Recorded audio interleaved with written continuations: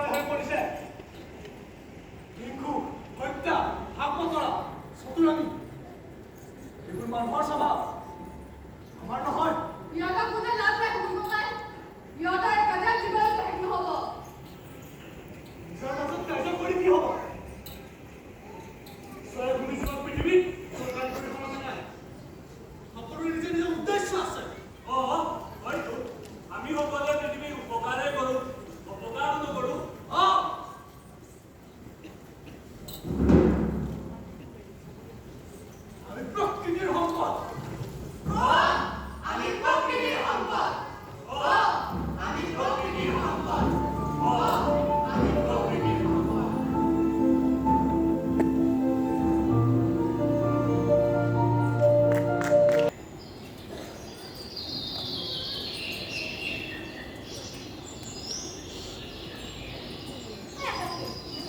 চৰাইজাকৰ কি হলো?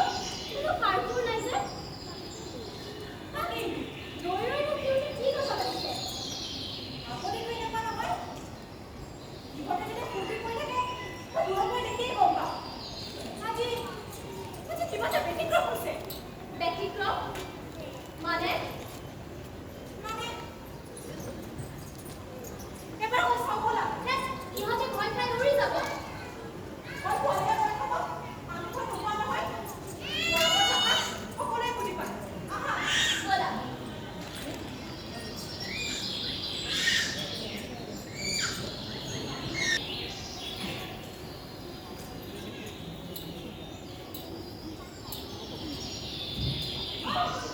আমি কিন্তু এনেকৈ নাথাকিম নেকি? তাকেইতো, বগলী বাইদেউহঁতে কিয় আহি নাপালে? আহিব ৰ। সকলোৰে সুবিধা থাকে নহয়। কিছুমান এৰাব পৰা সুবিধাও থাকে। অসুবিধা?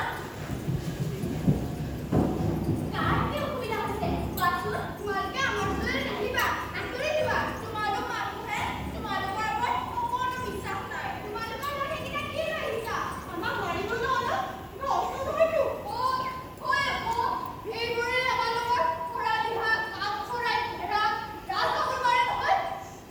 চুপ কৈ শব্দ এটাই হয়। তাৰে পিছত এইবোৰে এইবিলাক সময় আৰু প্ৰাকৃতিক ঘটনাবোৰ ধৰি ৰাখিব পাৰি। ইয়াৰ নাম কেমেৰা। আৰু এইটোৰে দূৰৈত থকা বস্তুবোৰ ওচৰতে দেখা পায়। এইটো নাম বাইনকুলাৰ। তোমালোক মানুহবোৰৰ কোনো বিশ্বাস নাই। মুখত বেলেগ এটা, পেটত বেলেগ এটা। হয়নে বুজিবাই? এওঁলোকে মুখত কয় বেলেগ এটা আৰু হাতেৰে কয় বেলেগ এটা। নাই, তোমালোক আমাৰ ওচৰলৈ নাহিবা। তোমালোকে যদি বুদ্ধি কৰি সেনেকৈ ধুচুককৈ মাৰি দিয়া, তেতিয়া ঠিক আছে। তোমালোকৰ বিশ্বাসৰ বাবে আমি ইয়াতে থৈ যাম দিয়া। হ'বনে? হ'ব দিয়া, আমি তোমালোকক বিশ্বাস কৰিছো। নহ'লেনো আজিকালি আমাক চাবলৈ আহিবলৈ কাৰনো সময় আছে? তোমালোকৰ মন পবিত্ৰ, একো কুভাৱ নাই। তেনেহ'লে এই বনমানিটো যদি কাটিবলৈ দিয়া, ইহঁতে আমাৰ কোনো অপকাৰ নকৰে। ন? আহা। মই ইয়ালৈ আহিয়ে থাকোঁ। তোমালোকক মনে মনে চাই থাকোঁ। এওঁ মোৰ বান্ধৱী জোনাকী। তাই চহৰৰ পৰা আহিছে। তেওঁলোকে কিবা এটা কামত ইয়ালৈ আহিছে। তোমালোকৰ কথা শুনাৰ পৰা তোমালোকক চাবলৈ ইমান মন গৈছে। সেই মই আকাশীত গ'লো। তোমালোকৰ হাঁহি ধেমালিৰে পৰা জীৱনবোৰ চাই আছোঁ।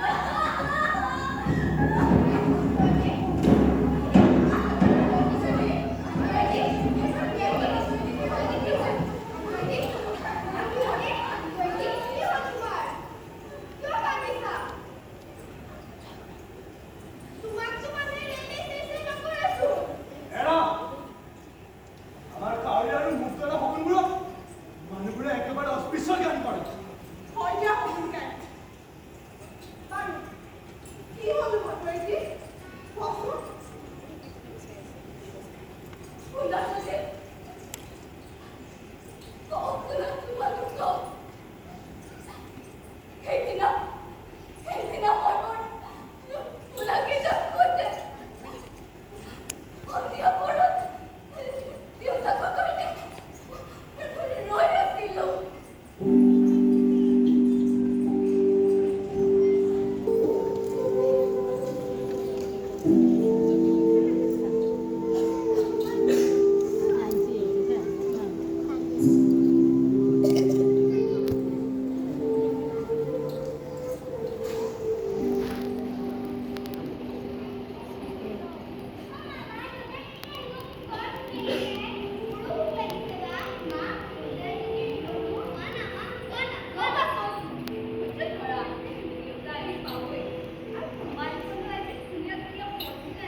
আমি কিন্তু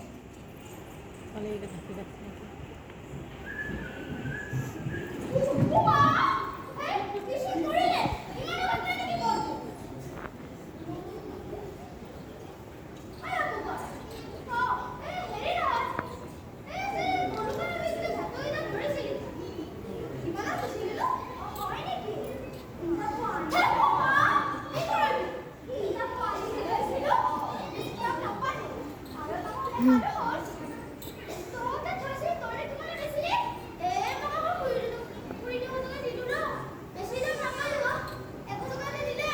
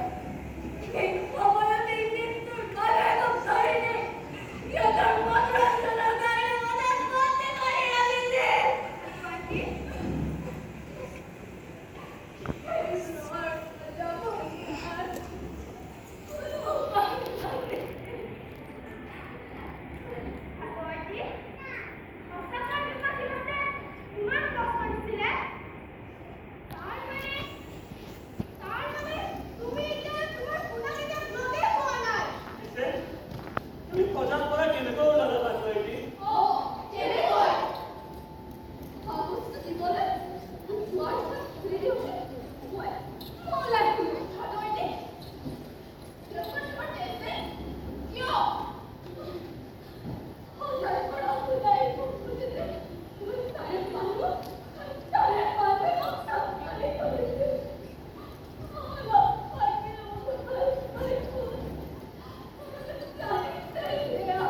নাকান্দিবা ভাগৱতী, নাকান্দিবাচোন।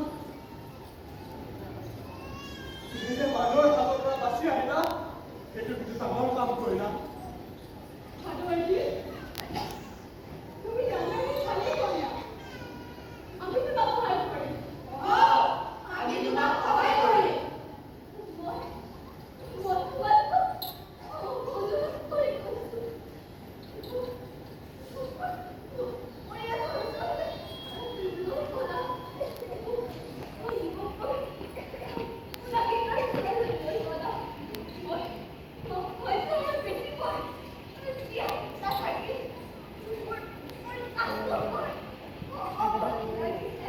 হ'ব দিয়া পাইছো এটি আমি তোমাক তোমাৰ পৰিয়ালৰ ওচৰলৈ লৈ যাম তুমি উঠি তালৈ বলাচোন। আৰাম কৰিলে ভাল পাবা। তুমি এইখিনিতে অলপ শুই দিয়াচোন, অলপ ভাল পাবা। ভালেই হ'ল।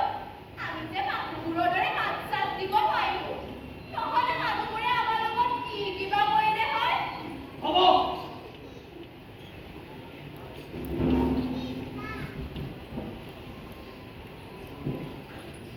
মাতটো শুনা হ'ল বুলি জিকি পেলাই থাকিবা। এই সমস্যা অকল ভাৱে মাত মাতিব পৰাব দেখাত ধুনীয়াটোৱে নহয়। এই সমস্যা আমাৰ সকলোৰে। এনেকৈ সকলোৰে হ'ব তেনেহ'লে মোক মই জীৱকে মাজে ক্ষতি কৰি কিয় ৰখা নাই তহঁতি কিয় ৰখা নাই হয়তো হয় নেকি? ঠিক আছে, তাৰ কি সমস্যা আছে নিজে নিজে গম পাবি। আজি পগলি কোন?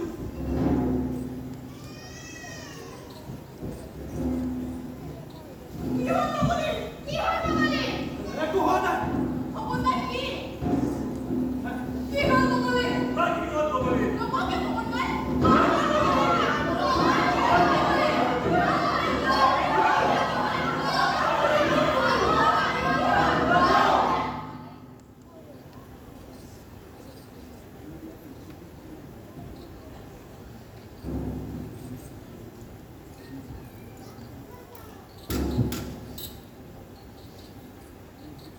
ইয়ালৈ আহি থাকোঁতে যিখন হাবি নাপাওঁতে দেখিলোঁ মৰা কাঠৰ হয় এটা গেলি পচি গৈছে। চাগে তাকো কাঠ কঢ়িয়াবলৈ আনিছিল। মৰা দেখি পেলাই থৈ কেইজনমান মানুহ দুৰ্গন্ধত নাকত পানী মৰা বালগছেৰে পাৰ হৈ গৈছিল। মই বোলো দুপৰীয়াৰ সাজো হ'ব, জাগাকণো চাফা হ'ব। এই বুলি ভাবি আগবাঢ়ি যাওঁতে হাবিটোৰ পৰা গছ পাবৰ শব্দ শুনিলোঁ। তেনেতে মই মৰা বাঘৰ ওপৰে ওপৰে খাবলৈ নহয় হাবিটোলৈ সোমাই গ'লো। আৰু আৰু কমেই মই দেখিলোঁ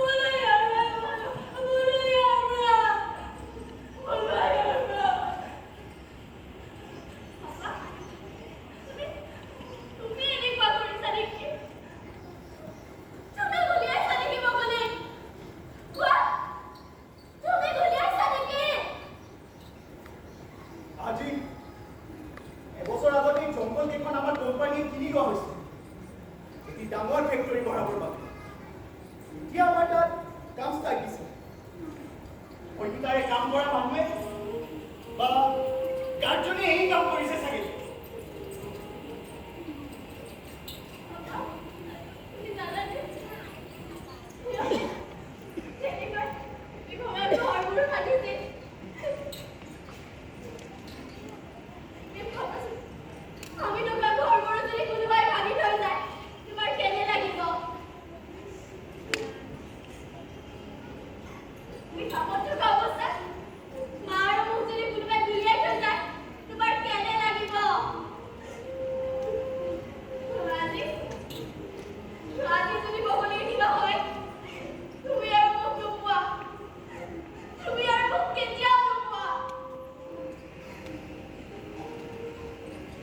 ৰংগন ইমান কোনোৱা তোমালোকে এতিয়াই ডক্টৰ মাতি এওঁলোকক চিকিৎসা কৰাৰ ব্যৱস্থা কৰা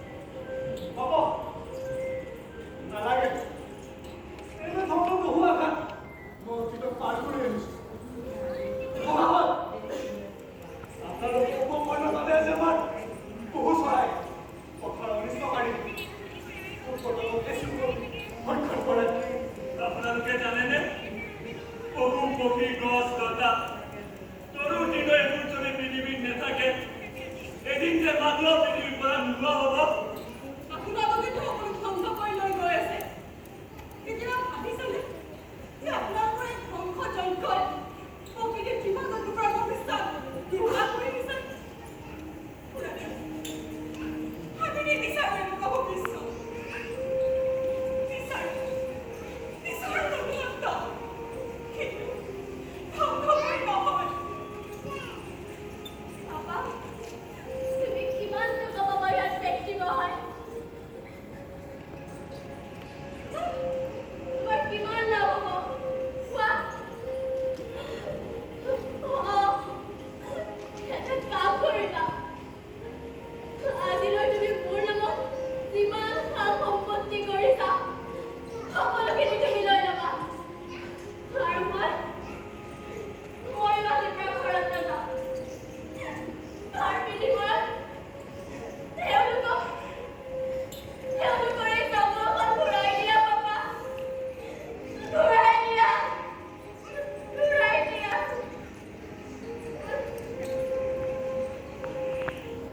আজি জীৱনটোক এটা নতুন ৰূপত দেখিলো য'ৰ ক্ষেত্ৰত আমি চাওঁতেহে তোমালোকৰ দুখবোৰ বুজিলো প্ৰকৃতিৰ জীৱ জন্তু গছ লতা তৃণ আৰু পক্ষী সমাজত মই হাত জোৰ কৰি ক্ষমা বিচাৰিছো আৰু ভৱিষ্যতে প্ৰকৃতি ধ্বংস হোৱাৰ কোনো কামেই মই নকৰোঁ আৰু আজিৰ পৰা তোমালোকৰ ঘৰ এই জংঘল চিৰদিনৰ বাবে তোমালোকক উভতাই দিছোঁ